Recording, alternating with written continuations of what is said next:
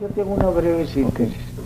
Lo ocurrido en la ciudad de Bogotá el día 9 de abril de 1948, que tuvo su origen inicialmente en el asesinato de un jefe político extraordinariamente prestigioso en las masas populares, especialmente en las de la capital, su ciudad de origen, no puede considerarse como un hecho exclusivamente interno de la política colombiana o de cualquier otra situación exclusiva de ese país. Para juzgar los antecedentes, lo ocurrido y las consecuencias de esa fecha aciaga, hay que tener conocimiento de muchos otros factores de carácter internacional que se venían gestando no solo en el continente americano, sino también en el continente europeo. En los documentos publicados,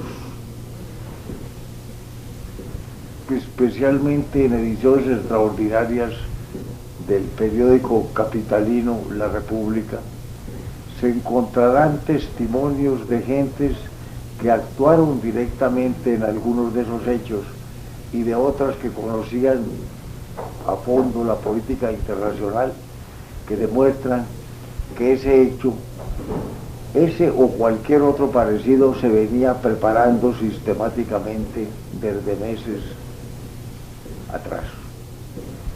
En primer lugar, se reunía en Bogotá la tercera conferencia panamericana y se sabía más o menos que habría una proposición en relación con el comunismo internacional. Terminada la Segunda Guerra, empezó una rivalidad sorda unas veces, visible otras, entre Estados Unidos y la Unión Soviética, o mejor dicho, entre los grupos que rodeaban uno y otro país, para ver quién se quedaba con la mayoría de la opinión mundial.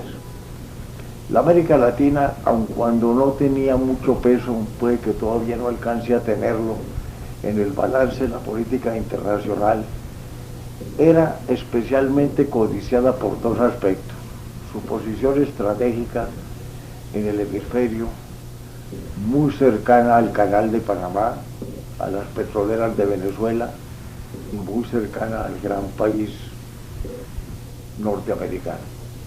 En segundo lugar, no era todavía una aglomeración de naciones o un conjunto de naciones que se hubiera definido en forma muy precisa en favor de una de las tesis que se iban a disputar la hegemonía mundial, aun cuando es cierto que la mayoría de los países en esa época estaba vinculada a la orientación democrática. En segundo lugar, se estaba en vísperas de unas elecciones en Italia que iban a ser decisivas entre la democracia cristiana, las derechas, posiblemente los afiliados al liberalismo y al radicalismo, y los afiliados al comunismo internacional. Italia, por mil circunstancias, es clave, sigue siendo clave estratégica de la política del continente europeo. La conferencia panamericana se reunía en toda una extraordinaria expectativa. En Colombia había una situación política que se agravó artificialmente de un momento a otro, no obstante existir un gobierno que desde el primer día, sin compromisos bipartidistas ninguno, había llamado al Partido Liberal, uno de los dos grandes partidos históricos de ese país, a colaborar en el gobierno en forma paritaria, no conocida antes en ningún otro país de América y no sé si del mundo. Es decir, un presidente conservador que llamaba a los miembros del Partido Liberal a colaborar paritariamente en el gabinete ministerial y en las gobernaciones de los departamentos. El ambiente se iba desarrollando de forma tranquila, había un acuerdo más o menos para ir resolviendo los problemas que tenía ese país en esa época y que sigue teniendo condiciones distintas, pero sin que nada perturbara esa situación. De pronto, intempestivamente, aparece una acusación al presidente de la República, dizque por la introducción clandestina de gases lacrimógenos y por el uso de aviones norteamericanos para transportar ese material y posiblemente otro material bélico. Eso fue lo que se llamó la famosa acusación de los gases, respecto a la cual hay especialmente un discurso del presidente Ospina Pérez que coloca las cosas en su punto.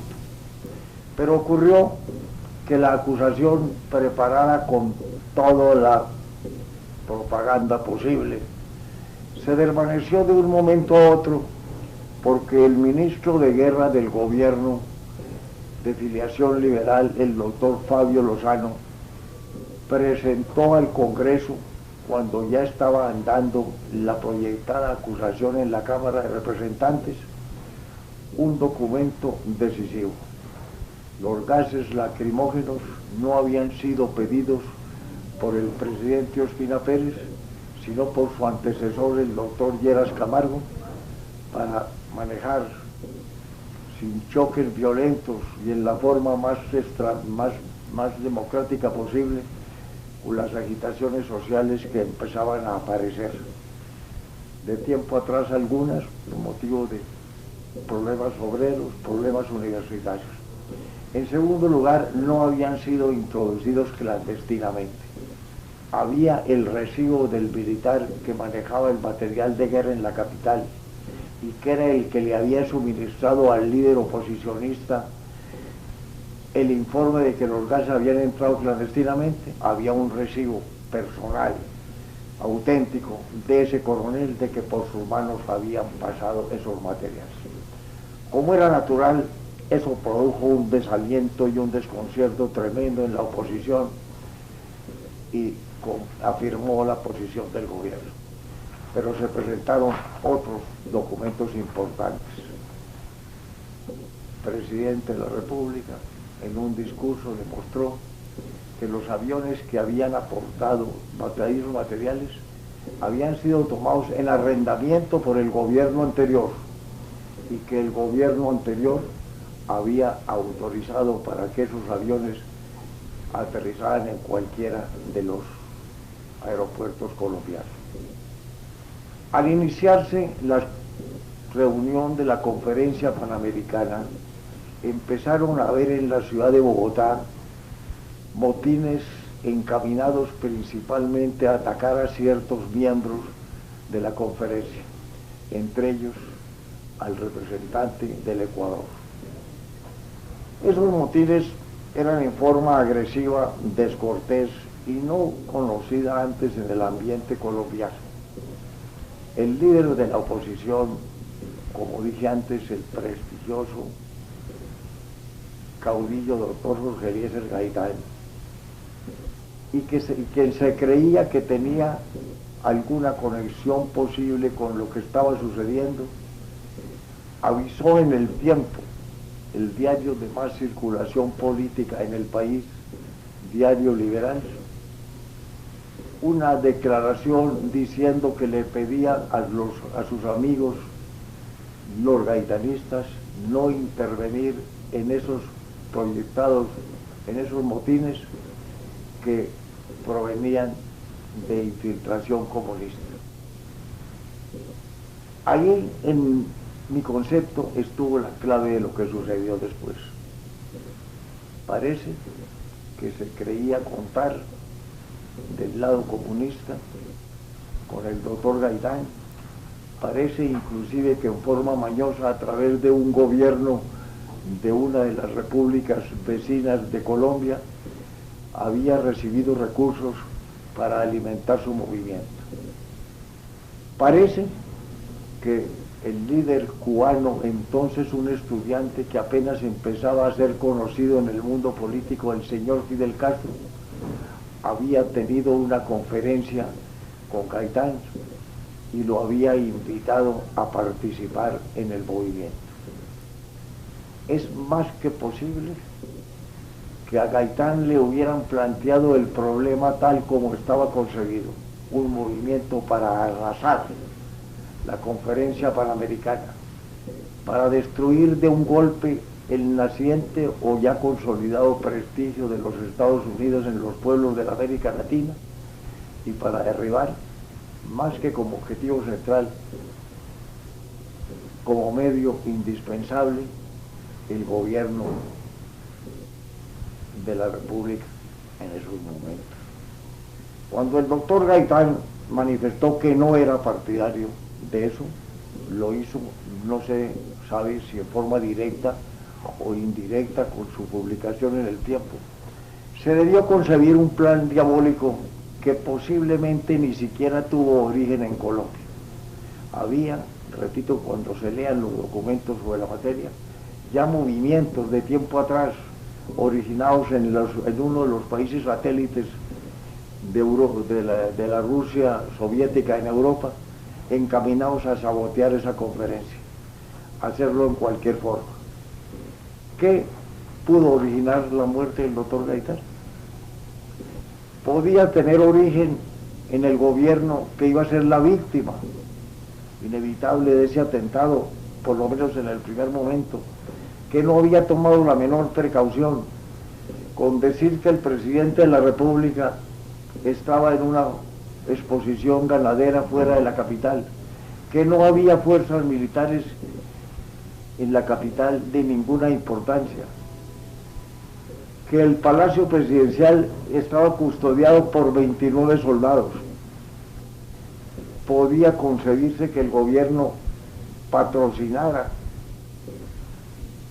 o encubriera un posible atentado contra el doctor Gaitán sin tomar precauciones ningunas.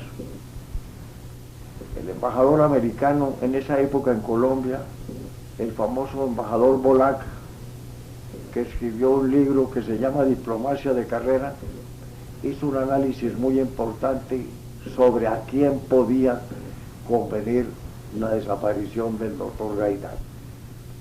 La conclusión de ese estudio es la misma que quien está hablando, que es el señor Mariano Ospina Pérez, tiene al respecto. El comunismo internacional, al ver que el doctor Gaitán no le colaboraba en su empresa y sabiendo de sobra que el único que tenía en ese momento del lado de la oposición fuerza suficiente para provocar una revuelta era el mismo doctor Gaitán, resolvió apelar a una solución extrema, buscar en una u otra forma el asesinato del doctor Gaitán, hacer creer que ese asesinato venía del gobierno, o por lo menos del partido de gobierno, levantar las masas de la capital y producir una revuelta de proporciones incalculables. Hay una serie de documentos que sería largo exponer aquí, pero voy a referirme a uno de ellos. El gobierno, ¿tú estás copiando o grabando? Pero tú no puedes, yo te estoy editando muy ligero. Sí, no, yo... ¿Sí la coges? No, datos apenas para...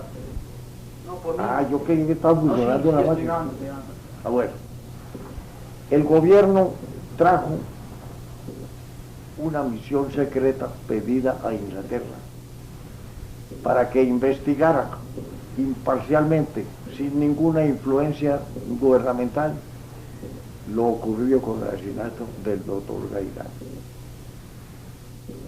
Esa misión llegó a Bogotá, creo que, si no recuerdo mal, presidida por quien había sido jefe de la policía inglesa en la India, a hacer la investigación del caso. El gobierno creado al día siguiente del 9 de abril por el presidente Ospina Pérez tenía estas características. El ministro de gobierno era el doctor Darío Echandía, gran jefe liberal, el más amigo de todos los jefes liberales del doctor Gaitán.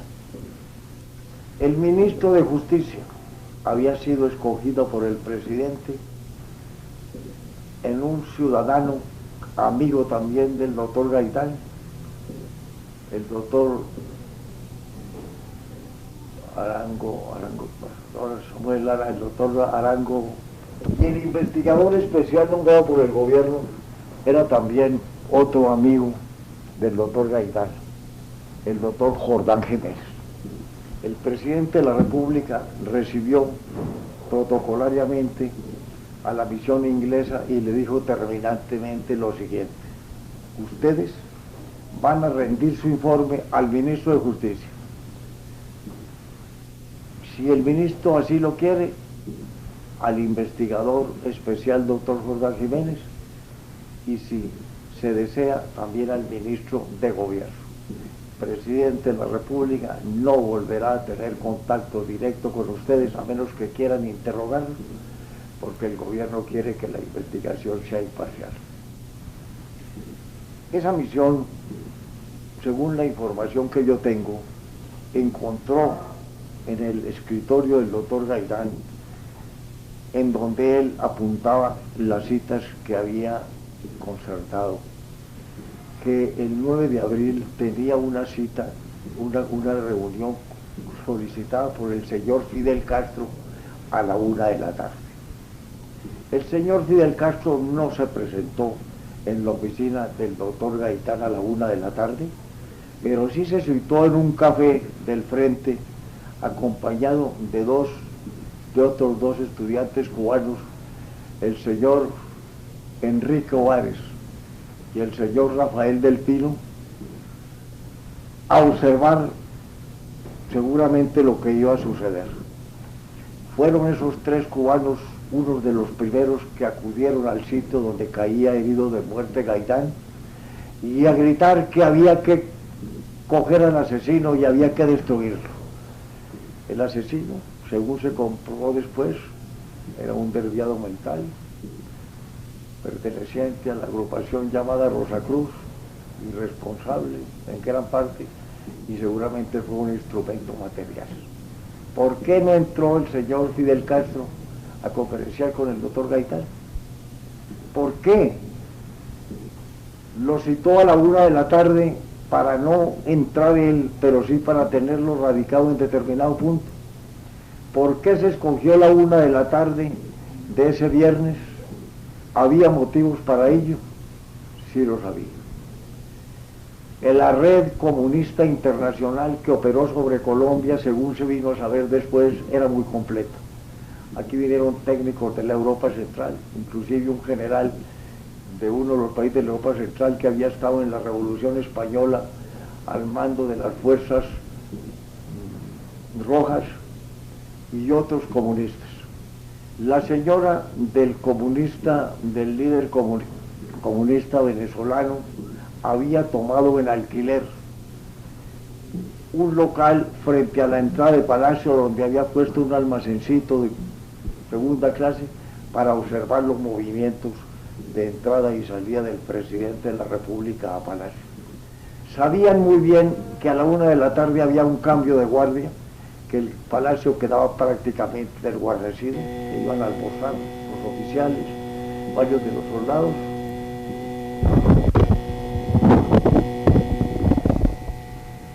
Se va a acabar la cinta, hay que cambiarla. Cámbiala.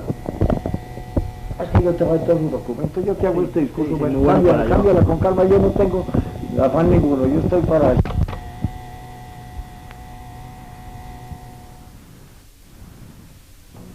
Se sabía también, porque era público, que el presidente de la República a esa hora, viernes 1 de la tarde, estaría fuera de Bogotá, a alguna distancia del centro de la ciudad, en una exposición ganadera que se verificaba en ese momento.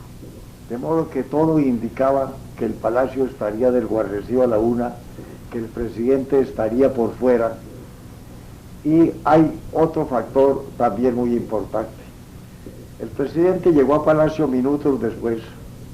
Cuando se comunicó con el ministro de Guerra, también de filiación liberal, el doctor Fabio Lozano, este le informó de lo ocurrido y le dijo que todas las radiodifusoras de la capital habían sido tomadas por la revolución, que todas estaban hablando el lenguaje de la revuelta, que todas estaban dando instrucciones sobre cómo se hacía el cóctel Molotov, que todas estaban incitando a marchar sobre Palacio, atacando de paso los almacenes donde había armas o instrumentos que pudieran servir para el ataque, y acusando al presidente de la República del asesinato del doctor Gaitán.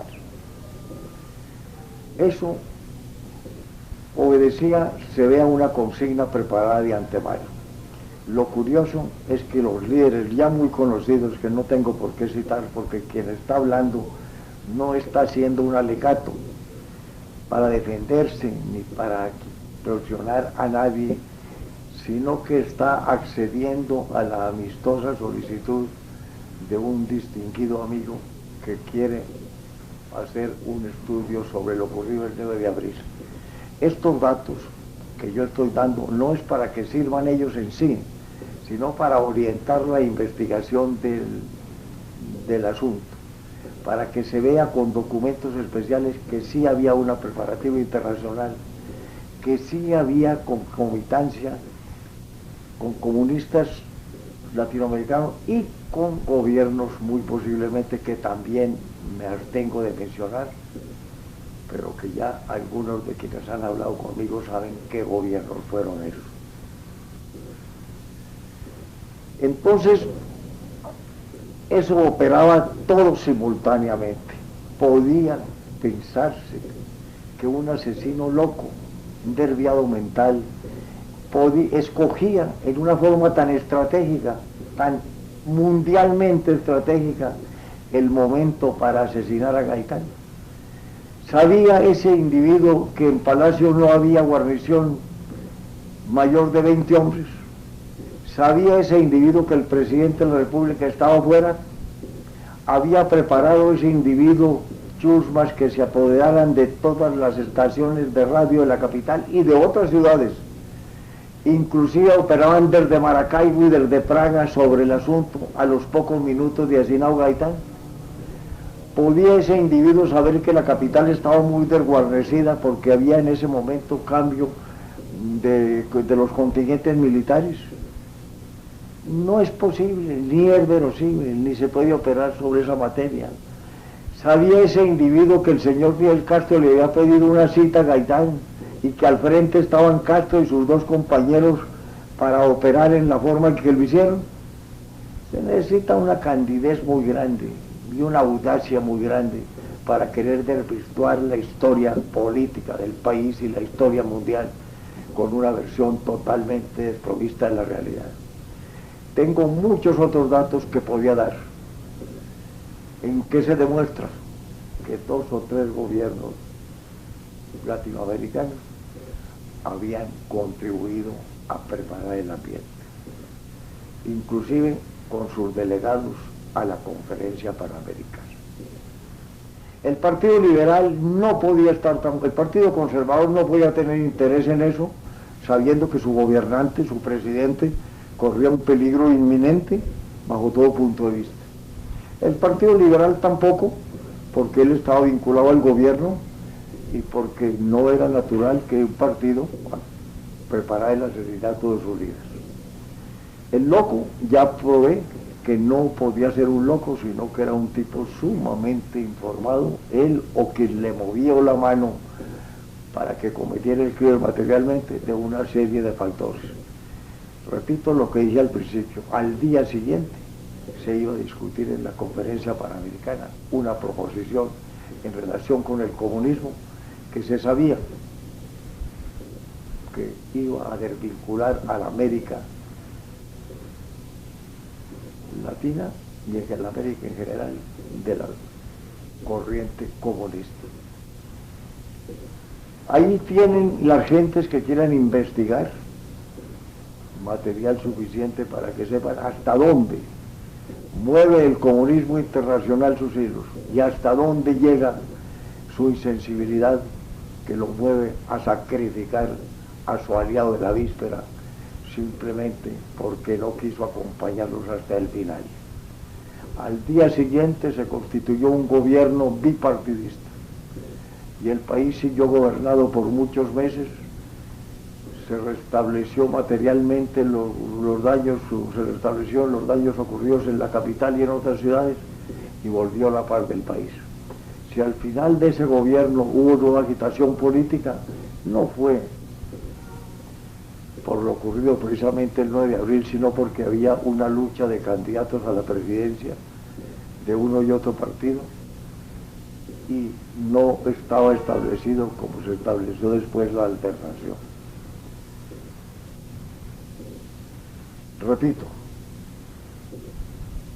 en las publicaciones hechas en la República, en varios libros, uno de ellos del doctor Roberto Urdaneta Arbeláez, otro del jefe de la policía colombiana en ese entonces, otros publicados fuera del país, inclusive en Estados Unidos, un libro que se llama La Estrella Roja en América, en que se dice que el comunismo había anunciado que cogería la América Latina por la garganta. La garganta era Colombia, que estaba a pocos minutos de vuelo del Canal de Panamá y que lindaba con las petroleras venezolanas. Si algún día se hace luz realmente sobre esta materia, no con móviles políticos sectarios, se verá que lo que acabo de decir es la evidencia incontrovertible bajo todo punto de vista. Que no les convenga a ciertos grupos políticos o a ciertos personajes es otra cosa, pero la verdad es la verdad y solamente la verdad. Ahí lo ven. Léete lo que dijo un tipo comunista la víspera de que lo fusilaran los comunistas en Praga. Él lo habían mandado aquí y lo habían mandado a eso, pero después le perdieron la confianza y la víspera de que lo fusilaran hizo unas declaraciones. Ahí está el nombre del tipo. Yo fui a esto y a esto y a esto. Esas declaraciones están aquí. Muchos más datos. Ahí está todo. Yo tengo muchos más datos, pues por no llenar. Aquí había estado un comunista embajador de Venezuela, de Guatemala. Yo lo recibía con mucho cariño porque Guatemala le dio asilo a mi abuelo hace 100 años, cuando se fue desterrado, y allá vivió y allá quedó parte de nuestra familia. Entonces, para mí, todo embajador de Guatemala era un embajador recibido casi como personaje de familia. Ese tipo vino aparentemente casado con determinada señora, después se supo que no era casado y que la señora era una líder comunista. Fue después de embajador a otro país. Y la víspera del 9 de abril, cuando ya ese embajador había salido hacia Bogotá, uno de los empleados de esa embajada le dijo a uno de los empleados de la embajada colombiana: ¿qué va a ocurrir mañana en Bogotá? ¿Por qué? Le dijo el empleado colombiano: porque acabo de recibir un cable para el embajador que le dicen todo listo para el 9 de abril, acuda puntualmente. Cuando pasó el 9 de abril se le dio orden al empleado de la embajada colombiana que buscara contacto otra vez con ese sujeto, llevara una grabadora. Nunca se le volvió a dejar ver del colombiano, era que le avisaban a ese embajador que estuviera aquí presente. Vino un avión que dice a llevar ganado de Libia para Cuba o para otro país, al día o los 2 días, para sacar a los estudiantes, a Fidel Castro, a Ovares y a Delpino. Y dijo que venía a llevar un ganado de doña Clara Sierra. Doña Clara Sierra, amiga personal del presidente Ospina, le dijo: no hay tal, yo no les había vendido ganado. Ese avión pirata llegó. El embajador cubano pidió permiso para mandar a algunos de los familiares de su país. A última hora, cuando ya el avión prendía, llegaron los estudiantes cubanos y se subieron al avión. Ese avión venía a sacar a esos estudiantes. ¿Quién lo mandó? Yo no diría exactamente que el presidente de Cuba en ese entonces, pero sí uno de los altos personajes. Uno de los altos personajes. Y esos sujetos, entre ellos el señor Castro, llegaron a Cuba diciendo: esta vez no tuvimos éxito porque el pueblo se emborrachó, es un pueblo imbécil, impreparado, pero otra vez era. Después, ese personaje no ha querido dar declaraciones sobre el caso Gaitán. Muchos más datos se han ido acumulando después, pero los que ya están a la vista, publicados, son más que suficientes. Esa es la historia del célebre 9 de abril de 1948, que partió en dos, no solo la historia de Colombia, sino la historia política del continente americano, porque el personaje, si no central, por lo menos que participó en el hecho, vino a ser después el gobernante de Cuba, y ya se sabe muy bien cuál ha sido la influencia de Cuba en todo lo que ha ocurrido en la América Latina. Ahí tienes, pues, para que te goces. No digan nada que no esté, pues, bueno, pero ahí hay una exposición de la cosa, pues, no refiriéndome a esto, porque yo no he tratado eso sino después. Muy bien. Eso es un golpe internacional. ¿Y cómo es la historia de la llegada de los liberales al palacio? ¿Cómo que? ¿Cómo es una Ahí historia? está, esa sí está escrita por mí, cómo llegaron, ya que fueron. Ay, vean, iban muy asustados, porque eran gaitanistas, entre otras cosas. Ahí les digo yo que llegaron, yo no los llamé. Parece que Camilo Brigar, que en paz descanse, que está de muerto mío, les dijo a ellos que yo los llamaba, y me dijo a mí que ellos querían venir. Eso lo tuve que aclarar después, porque cuando yo dije terminante, no los llamé. Y el Chandía dijo, sí, nos llamaron, Camilo de Brigar. Sí, lo dijo, yo me atreví porque creí que le servía al país. Llegaron a lo que tú eras, ¿para qué te lo cuento? A decirme que hay que arreglar esto, aquello. Y lo cierto es que antes de 24 horas de asesinado Gaitán, yo tenía el Partido Liberal en el gobierno, con sus grandes personajes. Ahí está el gabinete. Si yo hubiera tenido algo que ver en la historia de Gaitán, ¿podían haber ellos entrado a cooperar conmigo? Jamás, jamás. Quedaban de cómplices, encubridores de un crimen político de proporciones incalculables. Estaban convencidos de que el gobierno ha tenido que ver, que eso venía de fuera y de otras manos. Ahí los ves. Chandía a la cabeza. Ahí está mi relación, que la publicaron otra vez los periódicos, porque yo tomé notas.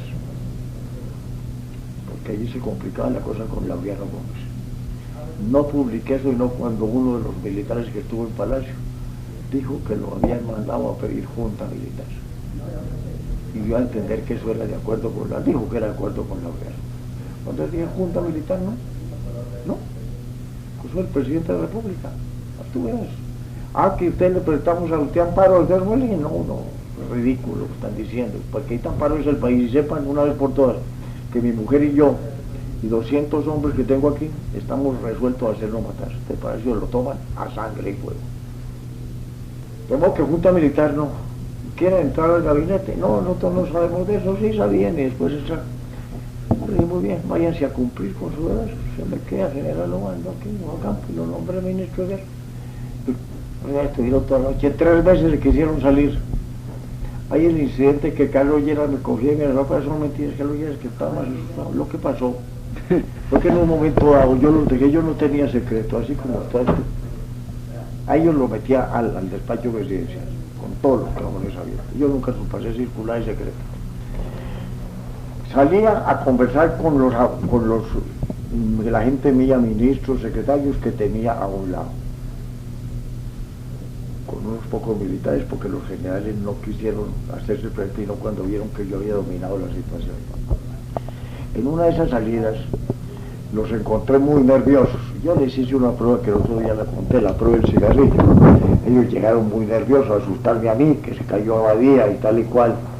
Lo cogí, prendí un cigarrillo y lo dejé hasta que se cayera la ceniza, para mostrarles que yo tenía miedo. Podía llevarse el diablo al demonio, pero yo estaba dueño de mí mismo. Entonces uno de ellos dijo, nos da la impresión, presidente, de que usted no se da cuenta de lo grave. Y le digo, ¿por qué? ¿Por el cigarrillo? Eso le demuestra a usted lo grave que está la situación, la sangre fría mía. Porque el gobernante es como el torero, mientras más bravo es el toro, tiene que tener más sangre fría. De modo que lo que yo no abandono la presidencia porque sería fatal para el país, porque yo soy católico y yo juré permanecer aquí. Cuando domine la situación, porque estoy sitiado en Palacio, les diré qué voy a hacer. 3 veces quisieron salir, 3 veces se volvieron. Ahí está como no fue el gabinete. ¿Cómo hablé con Laureano? Porque él no fue a Palacio. Huerta no fue partidaria de que él fuera, porque pues, lo mataban en el camino. En segundo lugar, porque todos creíamos que el gobierno caía y que Laureano debía quedar por fuera. Cuando yo lo llamé, porque él le había dicho a Zuleta junta militar, si tú lees mis 2 relaciones, la una hecha hace 15 años y la otra de ahora, las notarás recortadas, porque la de ahora la hice teniendo en cuenta que ya no estamos entendiendo con Álvaro, que yo tenía que suavizar un poco mi encuentro con Laureano. Este es del año 73, esta es la más suave. La más fuerte es la otra, que yo quité parrafitos. ¿Y ese está ahí también? No, ese es el otro, pero es aparentemente la misma. Allí sí dije más directamente que el doctor Gómez le había dicho Zuleta. Sí, camine, siga, camine con un amigo, estoy hablando el 9 de abril. Este es un hijo. He resuelto darle una solución política a esto. ¿Cómo? Le voy a rehacer el gobierno paritario del 7 de agosto. ¿Cómo? Soy fulano. Usted me quiere acompañar del Ministerio de Relaciones, no hay tal que yo lo hubiera votado. No solo se lo pido, sino que se lo suplico en nombre del país. Su presencia es indispensable. Eso no le sale, eso no es por allí. Y la solución militar dice, no se puede porque yo soy el presidente de la República. Y yo no entrego la presidencia en un momento en que crean que es por miedo. La solución es la política, me acompaña en el gabinete. Me dijo, eso no sale. Y si yo no, él era muy directo. Me dijo, y si yo no acepto, ¿usted qué hace? Yo esperaba esa pregunta. Y le dije, doctor Gómez, le pediría nuevamente que reconsiderara, no por mí. Yo ya tomé mi resolución decisiva en este asunto y afronto cualquier situación que se presente por el país. Me dijo, le vuelvo a preguntar. Le dije, yo haría lo siguiente. Nombraría ministro de Relaciones a Eduardo Zuleta, que era el ministro de gobierno del gabinete en que usted era ministro de Relaciones, luego es un hombre de su confianza. Se quedó pensando y me dijo, haga lo segundo. Nos despedimos, él fue a Medellín, después hizo el elogio que tú sabes. Tú encuentras todo eso aquí si tienes paciencia para leer. Comprendo la situación del doctor Gómez, la situación para él era sumamente difícil. Él creía que yo no podría dominar esa situación, no le hago ningún cargo, únicamente explico lo que pasó con él. Después yo lo apoyé en la presidencia, en su candidatura, en la forma en que yo podía hacerlo, yo estaba en la presidencia.